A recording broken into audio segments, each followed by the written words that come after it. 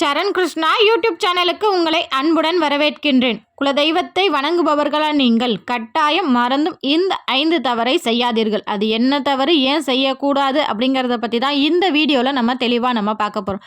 நம்ம சேனலில் உள்ள வீடியோவை ஃபஸ்ட் டைம் நீங்கள் பார்க்குறீங்க அப்படின்னா மறக்காமல் நம்ம சேனலை சப்ஸ்கிரைப் பண்ணி வச்சுக்கோங்க. நம்ம சேனலில் தொடர்ந்து குலதெய்வ பதிவுகள், ஆன்மீக தகவல்கள் வந்து கொண்டே இருக்கும். வாங்க வீடியோக்குள்ளே போகலாம். குலதெய்வத்தை கோவிலில் வணங்கினாலும் சரி, குலதெய்வத்தை வீட்டில் நீங்கள் மனதார வணங்கினாலும் இல்லை படம் வைத்து வணங்கினாலும் சரி, கண்டிப்பாக குலதெய்வத்தை மனதார நினைக்கிறவங்க இந்த 5 தவறை செய்யவே கூடாது. முதல் தவறு, உங்கள் குலதெய்வ கோவிலில் படையலிட்டு வணங்கும் போது, இல்லை எங்களால் இந்த வருஷம் குலதெய்வ கோயிலுக்கு போக முடியல, நாங்கள் வீட்டிலையே படையல் போட்டு சாமி கும்பிடுறோம் அப்படின்னாலும் சரி, அந்த படையலில் அசைவ படையல் தான் உங்கள் முன்னோர்கள் வைத்து உங்கள் குலதெய்வத்தை வணங்கினார்கள் அப்படின்னா கட்டாயம் நீங்களும் அசைவ படையல் தான் வைக்க வேண்டும். இல்லை ஐயோ சாமிக்கு நான் எப்படி அசைவம் வைக்கிறது, இல்லை சைவம் வச்சு நம்ம கும்பிடுவோம் அப்படின்னு சொல்லி வீட்லேயும் சரி, கோவிலில் உங்கள் குலதெய்வ கோவில்லையும் சரி, கண்டிப்பாக ஒரு சில குலதெய்வ கோவிலில் பார்த்தீங்கன்னு வச்சுக்கோங்களேன், குலதெய்வத்திற்கு சைவ படையல் பொங்கல் வச்சு படையல் போட்டு வணங்குறதும், அடுத்து மறுநாள் காவல் தெய்வங்களுக்கு முனியாண்டவருக்கு, கருப்பண்ண சுவாமி, இந்த மாதிரி காவல் தெய்வங்களுக்கு அசைவ படையல் போட்டு வணங்குறதும் வழக்கமாக வச்சுருப்பாங்க. உங்கள் குலதெய்வ கோவிலில் உங்கள் முன்னோர்கள் எப்படி வணங்கினார்களோ அதே முறையில் தான் நீங்கள் உங்கள் குலதெய்வ கோவிலில் வணங்க வேண்டும்.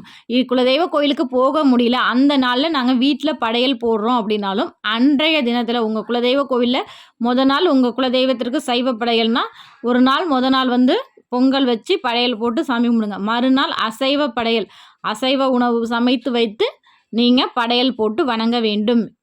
உங்கள் முன்னோர்கள் எப்படி உங்கள் குலதெய்வத்தை வணங்கினாங்களோ அதே முறையில் தான் வணங்க வேண்டும்.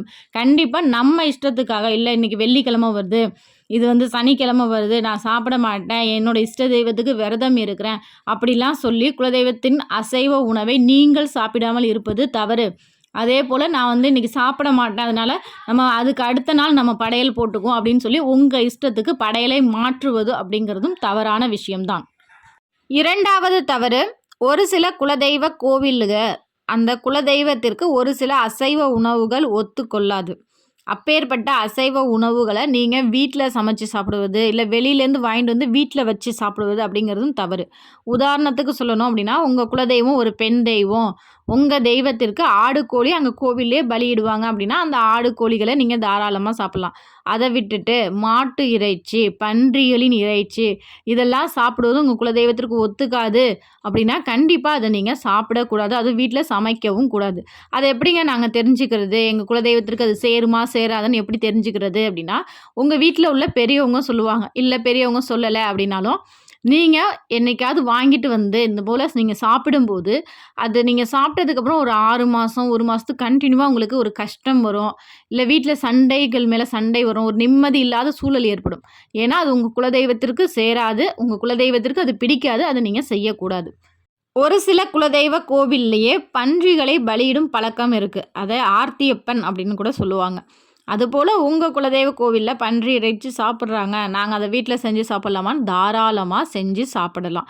ஆனால் உங்கள் குலதெய்வத்திற்கு சேராது அப்படின்னா கண்டிப்பாக அந்த இறைச்சிகளை சாப்பிடக்கூடாது. மூன்றாவது தவறு, உங்கள் வீட்லேயும் சரி உங்கள் குலதெய்வ கோவில்லையும் சரி, குலதெய்வத்தை வணங்கும்போது மனதார உள்ளன்போடு எப்போதுமே குலதெய்வத்தை நினச்சி வணங்கணும்.